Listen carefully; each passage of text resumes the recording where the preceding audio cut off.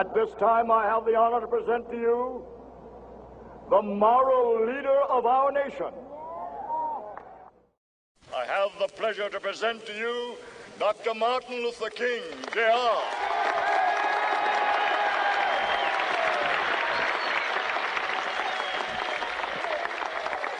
I am happy to join with you today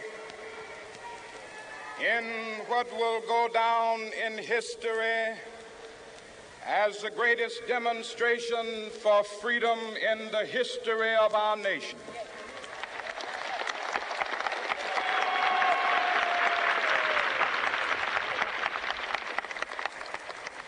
Five score years ago,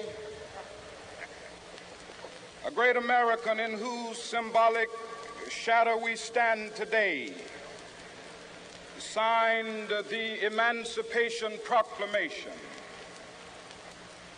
This momentous decree came as a great beacon light of hope to millions of Negro slaves who had been seared in the flames of withering injustice.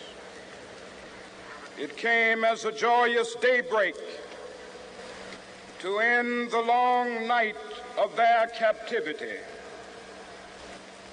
But 100 years later, the Negro still is not free. 100 years later, the life of the Negro is still sadly crippled by the manacles of segregation and the chains of discrimination.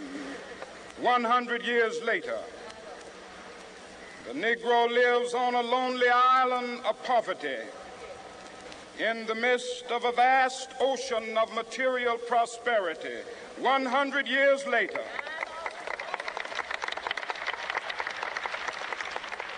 the Negro is still languished in the corners of American society and finds himself in exile in his own land. And so we've come here today to dramatize a shameful condition. In a sense, we've come to our nation's capital to cash a check. When the architects of our republic wrote the magnificent words of the Constitution and the Declaration of Independence, they were signing a promissory note to which every American was to fall heir. This note was a promise that all men, yes, black men as well as white men, would be guaranteed the unalienable rights of life, liberty, and the pursuit of happiness. It is obvious today that America has defaulted on this promissory note insofar as her citizens of color are concerned. Instead of honoring this sacred obligation, America has given the Negro people a bad check, a check which has come back marked insufficient funds.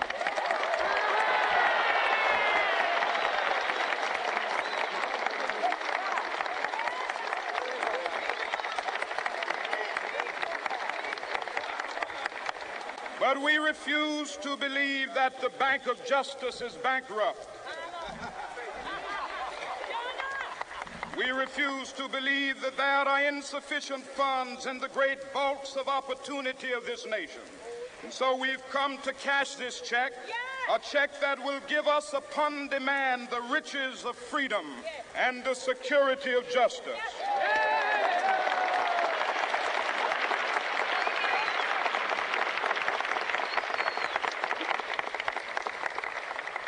We have also come to this hallowed spot to remind America of the fierce urgency of now. This is no time to engage in the luxury of cooling off or to take the tranquilizing drug of gradualism.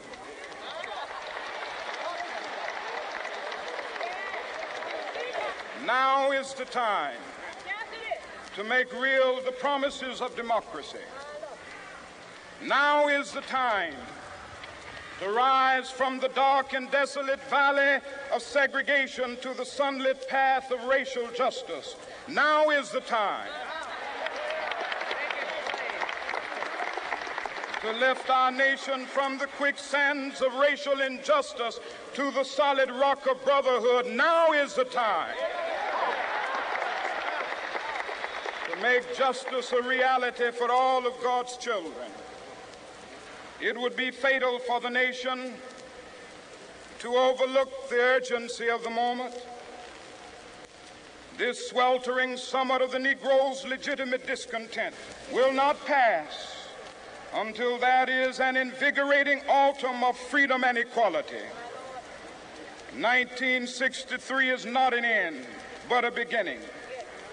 Those who hope that the Negro needed to blow off steam and will now be content will have a rude awakening if the nation returns to business as usual.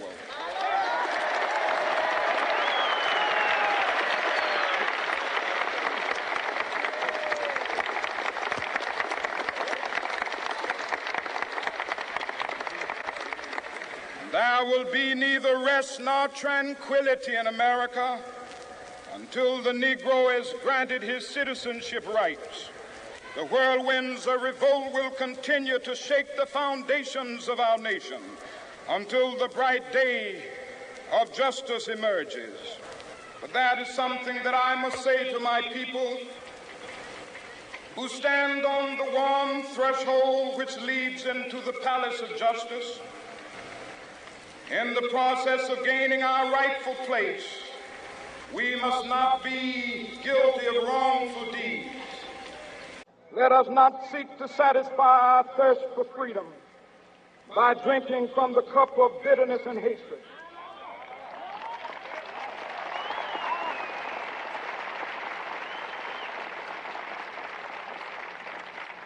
We must forever conduct our struggle on the high plane of dignity and discipline.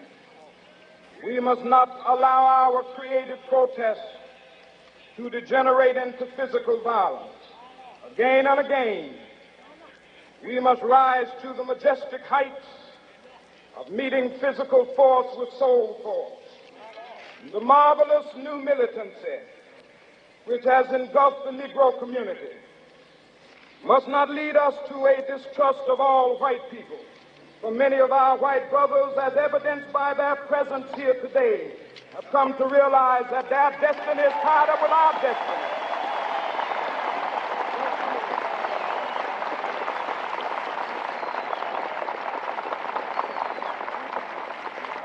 And they have come to realize that their freedom is inextricably bound to our freedom.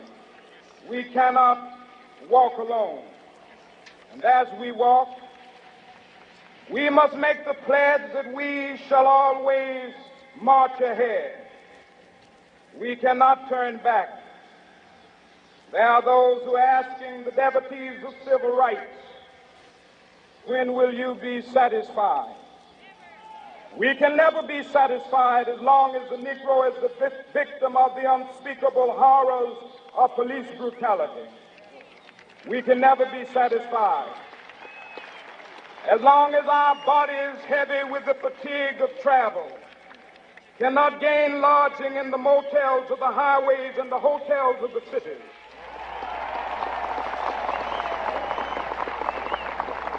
We cannot be satisfied as long as the Negro's basic mobility is from a smaller ghetto to a larger one.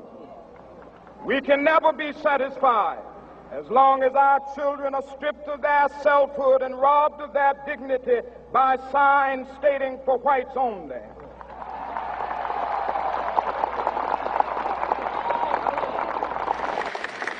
We cannot be satisfied as long as a Negro in Mississippi cannot vote and a Negro in New York believes he has nothing for which to vote.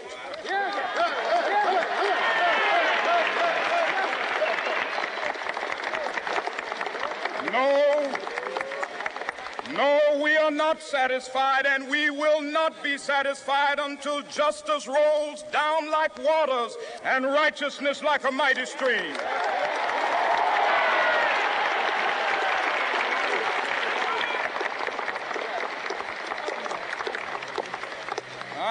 not unmindful that some of you have come here out of great trials and tribulations. Some of you have come fresh from narrow jail cells.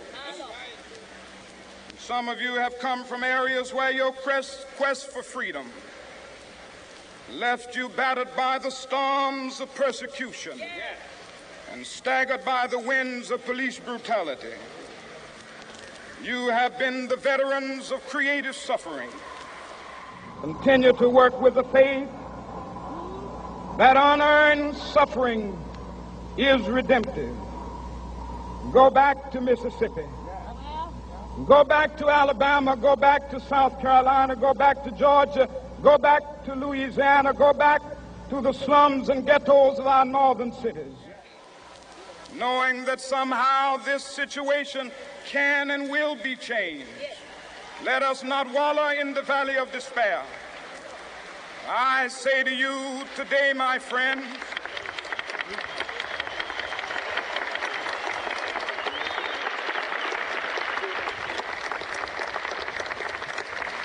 so even though we face the difficulties of today and tomorrow, I still have a dream. It is a dream deeply rooted in the American dream. I have a dream that one day this nation will rise up and live out the true meaning of its creed. We hold these truths to be self-evident, that all men are created equal.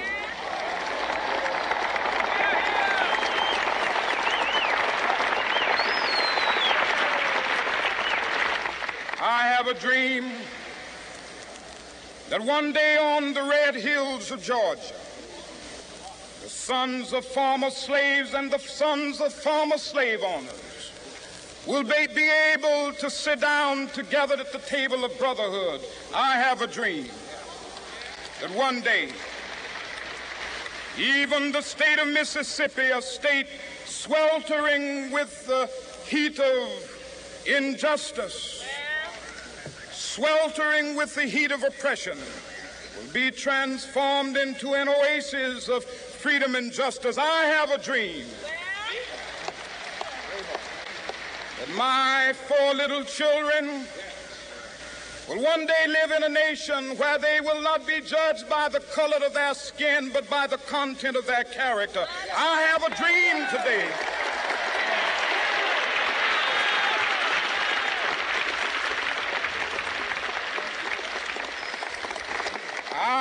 a dream that one day down in Alabama, with its vicious racists, with its governor having his lips dripping with the words of interposition and nullification, one day right there in Alabama, little black boys and black girls will be able to join hands with little white boys and white girls as sisters and brothers. I have a dream today.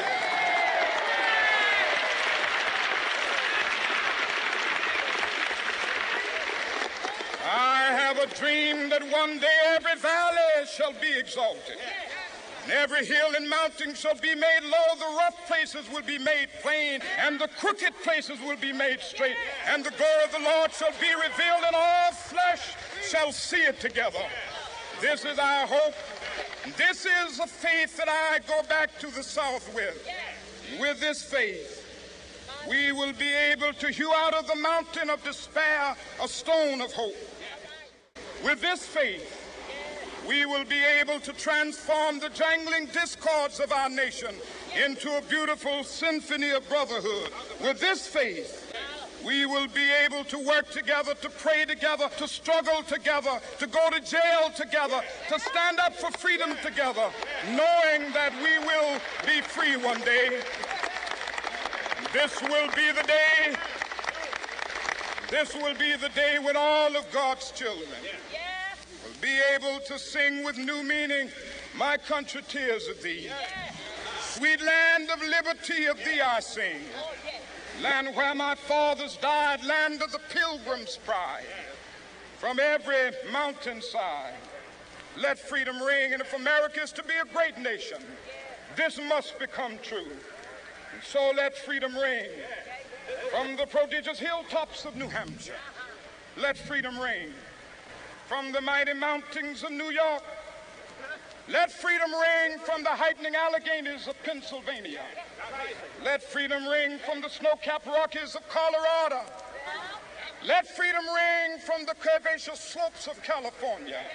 But not only that, let freedom ring from Stone Mountain of Georgia.